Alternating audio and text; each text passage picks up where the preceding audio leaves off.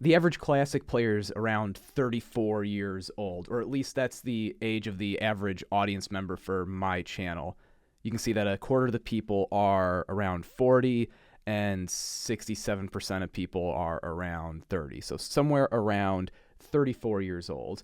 And what this means is if you didn't play the game continuously and you played it when you were a kid, you played in TBC, Wrath, Classic, anything like that, then most likely you were a sophomore in college or younger, but the majority of the people would have been in high school when they were starting out.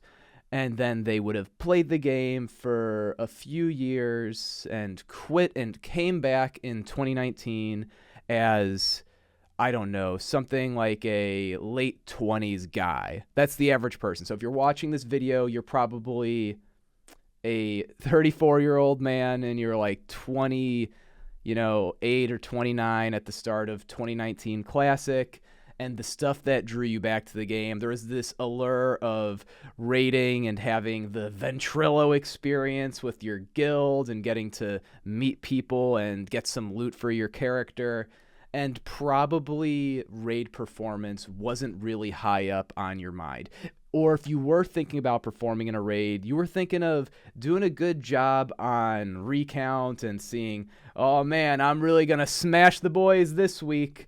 And that would have been about the end of it. Not too many people actually use logs back in the day, although they did exist. They've been around for basically as long as the combat log has been around, which is forever. However, I didn't know about logs until a few months into 2019 Classic, and pretty much everybody I've asked who didn't play extensively on private servers had the same experience. And that means just about none of us who are on YouTube looking at stupid videos about World of Warcraft originally really cared about parsing and speedrunning. It's just something we picked up. And I love parsing, and I love speedrunning, and my guild's doing pretty good. We have like a sub 30-minute MC, which isn't record-breaking, but it's pretty cool. And I want to keep on working on that. But mostly I want to work on making my guild a better place to be. I want it to be an irreplaceable experience. I want somebody to not be able to imagine ever playing the game and being in a different environment. And one way to do that is to make your raid team a little better. But it's very hard. It's very competitive to make your raid team better. And and this would be impossible for me probably, but I'm going to try. But even if you could be like a top 5 raid team in the world, most likely it won't be all that memorable to the people in your guild a few years down the line. And probably if you can make a top 5 raid team in the world, that will not be the key reason your guild exists 5 years down the line, if it does exist. When I was 12, I first started raiding. I raided SSC, was my very first raid. I believe Tier 6 was already out, and so I wouldn't have needed any attunements. That must have been it, because I don't believe I did Mag or Gruul before SSC. So Tier 6 must have been out. I'm doing SSC with my guild that I had just joined. I remember it was very fun. I was an alchemist. I traded a bunch of people the elixirs of agility, the good ones. I didn't have any idea that they were good. And I also remember fun times with my twos partner. And I remember the people I played with so well that I could probably list off 15 of the around 30 people on the roster for that guild. And we were fine. We weren't an amazing raid team. We were just fine. If you were able to clear Tier 5 when Tier 6 was out, you were okay back in, 2007? But things that do stand out a lot to me, and things that I remembered getting back into private servers right before 2019 Classic, and then, of course, before starting 2019 Classic, was that the guild I played with as a kid, they used to hang out in person a lot. They would do trips and see each other every summer.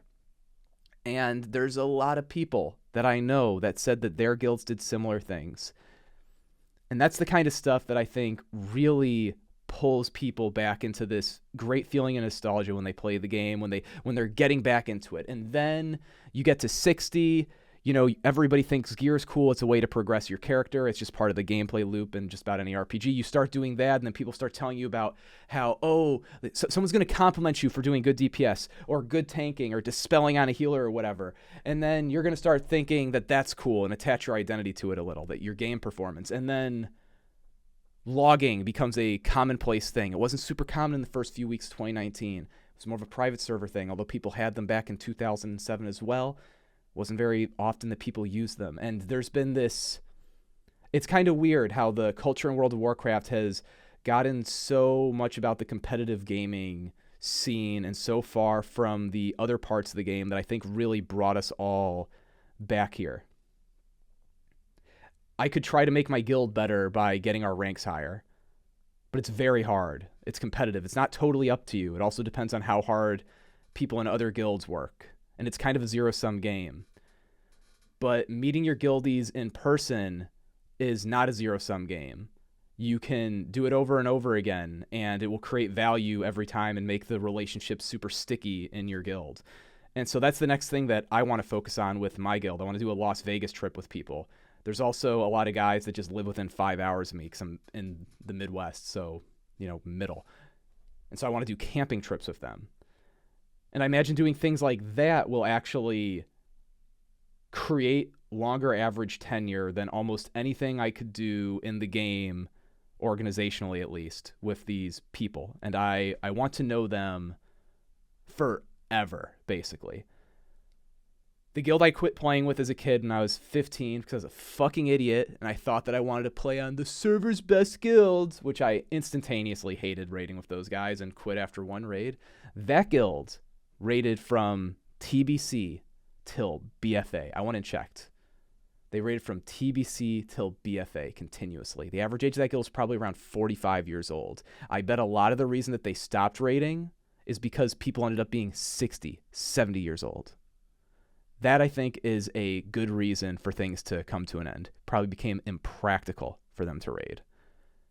And a lot of the core people must have aged out, although I did see a lot of familiar names. And that is... I think that's a real sign of success. I've only ran into a couple guilds in Classic that seemed like that.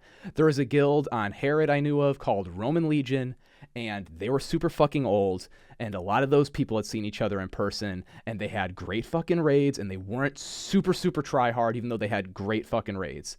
And that's the kind of shit I want my guild to be like. Although I want to be super, super try-hard too, don't get me wrong.